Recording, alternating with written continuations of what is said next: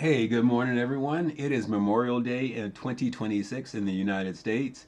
This is an introduction to the Hindsight 50/50 Fund. Let's go ahead and jump into the deck. Before we do, let's take a real quick second to read a disclaimer. Realistically, you could just pause the video, but since we're here, I'll go ahead and read it. The information presented is for educational, informational, and discussion purposes only. I am a software developer at MBA, currently pursuing a doctorate in business and finance. However, I am not a licensed financial advisor, an investment advisor, CPA, or fiduciary. I probably don't even know you. Nothing in this presentation should be interpreted as financial advice, investment advice, tax advice, or legal advice. It is not a recommendation to buy or sell any security or investment vehicle. All investments carry risk, including the potential loss of principal. Individuals should conduct their own research and consult qualified financial professionals prior to making any investment decisions. So let's take a look at the portfolio. It's actually broken down into 6 pieces right now. There may be some opportunity to consolidate that over time, but for now, I just kind of put something together that I'd be able to show publicly, and we'll get into the history of it and all of that. Some of it's new pieces, some of it's parts of old pieces. It is a Frankenstein port that is designed just for discussion in this space. Oh, sorry, I'll go through these. treeFiddy is a brokerage account of about $14,000. vinnieSmokinInTheBigRoom is another brokerage account of about $90,000. The Hindsight 50/50 portfolio is the final brokerage of about $8,000 to $9,000. Then we have geddysGhost or geddysGhost. This is an IRA for about $40,000. herSweetA, this is an HSA of about $500 to $5,500, and that one just holds SCHD. So for the SCHD heads, I'm sure they'll love it. And then we have VGT. This is also an IRA of a little over $50,000. As far as the percentage breakdown, again, not exact totals, but Vinnie is about 42%. geddysGhost is about 25%. VGT is about 20%. treeFiddy is about 7%.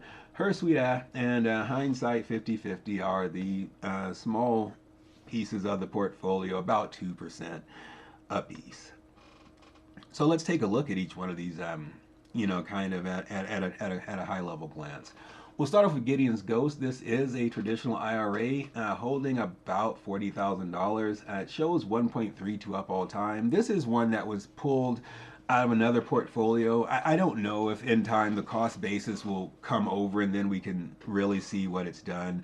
It's not the biggest deal. We're here now, so we'll just start from there. If nothing else, though, we can take a look at the breakdown. And this is a very much an SPMO portfolio. It's showing 70 to 80% of the portfolio is SPMO, followed by Amazon. So yeah, I'm showing about 80%. I took these screenshots at different times, but it is SPMO, Amazon, and then there's a little piece of IRN that was purchased with some leftover monies that were in the portfolio. Not that any money is left over extra, but when we get into individual discussions about portfolio components, maybe we'll do some additional context or story time around those. So I just put this slide here for a moment because when I was building this portfolio, and full disclosure, my largest position is, or not disclosed here, is pretty much an S&P 500 position. So I thought about just opening just that in this portfolio, but then I said, well, you know what, maybe let's do something like SPMO. I did a little research, and I'm just going to leave this screenshot here for a couple more seconds while people who prefer VU, make their case. And again, this is not advice, but yeah, I'm just going to leave that there for maybe a couple more seconds.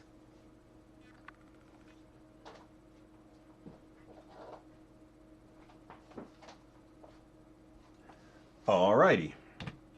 So moving on, there are some dividends in this portfolio. geddysGhost pays about $220 a year.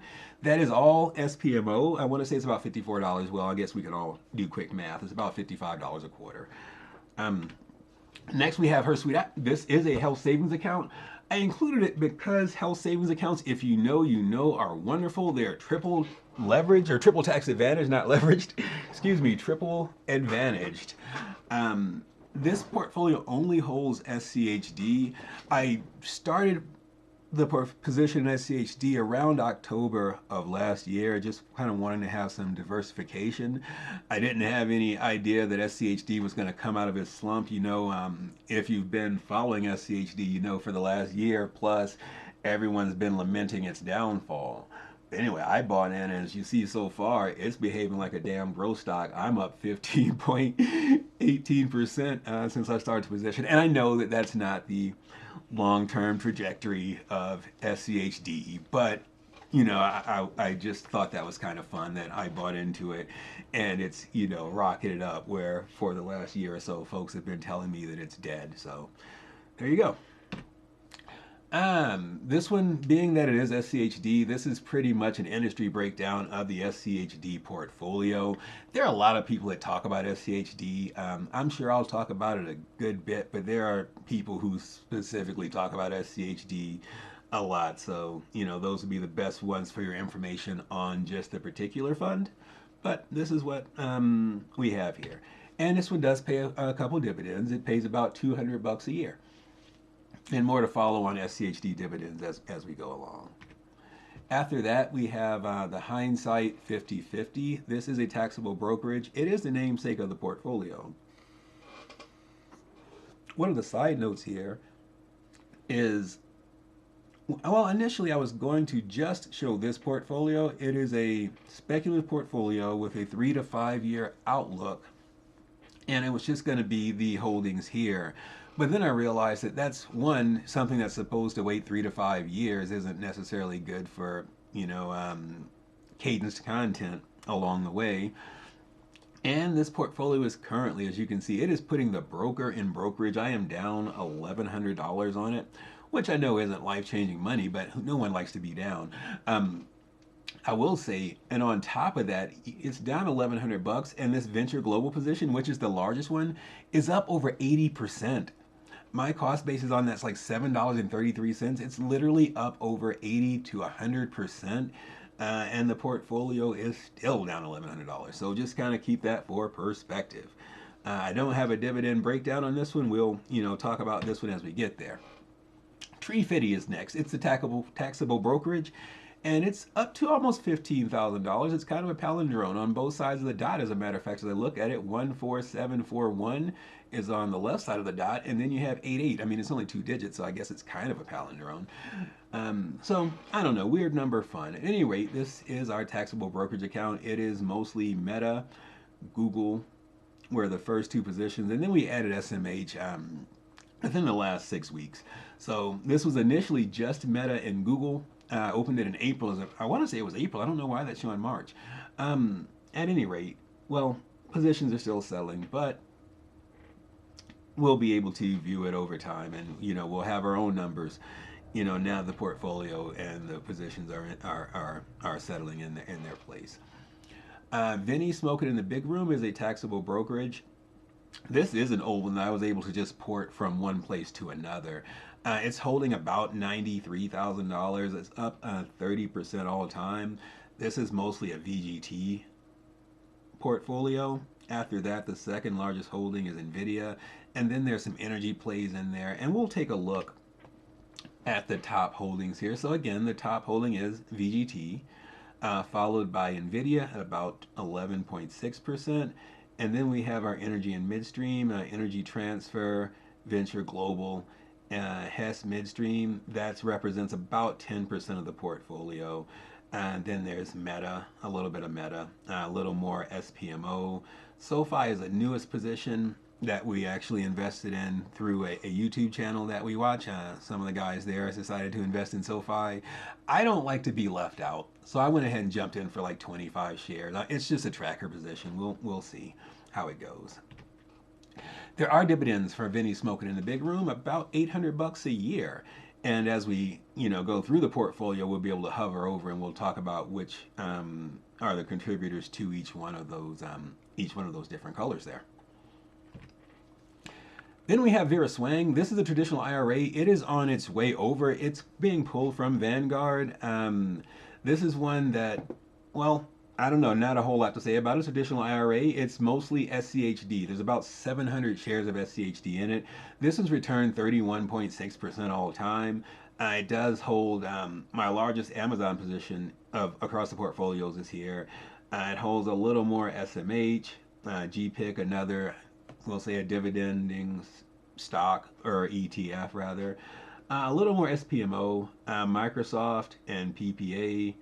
CCJ, which is Uranium Play, Kamiko, ServiceNow, and then VGT. But that's only $23 worth of VGT. I actually bought it because it was leftover money. Vanguard has a thing where you can only buy fractional shares of their stocks or ETFs. That's part of the reason why this portfolio is being moved, actually. Okay, so this is the overview. Like I said, it does not mention Vera Swang and the SCHD. So it was the $161 or so thousand that we had covered so far. By and large, it's still, even when that portfolio is added, the third largest position, or maybe it'll be second, will be SCHD, but we'll have VGT, SPMO, and SCHD will be the three largest positions, and that'll still be somewhere around 60% of the portfolio. And then we'll get into the individual stock holdings. They're pretty much all mega and large cap American stocks, because America, fuck yeah. But aside from that, we'll be able to look at the whole portfolio once it's that last piece, Vera Swang, makes it in. There are dividends across, like we'd mentioned. Again, this does not have Vera Swang or the 700 shares of SCHD, which would probably be about as much in dividends as this is. I want to say it's probably close to $1,000. I don't know. I could do the quick math, but I won't. But once we, focus into individual cadenced reviews of the specifics of the portfolio, then we'll be able to break into these bars and these colors a little bit further. Another thing we'll look at is we do have a scorecard feature. Like the tool that I use to put this together, we'll actually walk it live, I think, in the future. Or maybe I'll just do decks. I don't know. It really kind of made it easier for me to just kind of organize my thoughts, just have everything ready before I went. And I'm not a YouTube person. I have no intention to become a large YouTuber. I have a real job. Well, YouTubing is a real job. But I mean, I have a job that I'll be doing aside from, working on YouTube. At any rate, this is the scorecard. It has some pretty cool functionalities here. It gives you an overall score, and then it breaks them down by these different sections here, like say the analyst evaluation model, dividends, growth, management, profitability, financial health. So it comes up with a little scoring for all of those for an overall portfolio. Or if you look on the more card, I guess this is, it breaks down those sections like overall score or profitability, and you can look for each company within your portfolio. So it's a pretty useful little tool. And that is the end of our portfolio review. This is an introduction. Over time, we'll do either weekly or otherwise cadence reviews of the portfolio, or we'll go deeper into the actual performance of the component, the whole portfolio, and the individual stocks. I do thank you for being here for now. I will say, even though my goal is not to become some big YouTuber, if you are here, go ahead and like or subscribe. For one, you can be a day one, because this is, the first video. And aside from that, if you are a subscriber, you'll get notified whenever I put more of this up, and you'll get bonus content like this. So in 1996, and this is the portfolio, Vinnie Smoking in the Big Room. The name is inspired by Vinnie Smoking in the Big Room, which is the 1996 album by the Florida band The Hazies. Now, this came out in 1996. I can't say that it's an all-time great album, because if you look at the mid-90s and the alternative or rock scene, there's very, very stiff competition. So I cannot say that Vinnie Smoking in the Big Room is an all-time great. It is an all-time good, and I believe that one of the songs is an all-time great for the 90s. It is track number 5. It is called Spin. Go listen to that right now. This is the end of our video.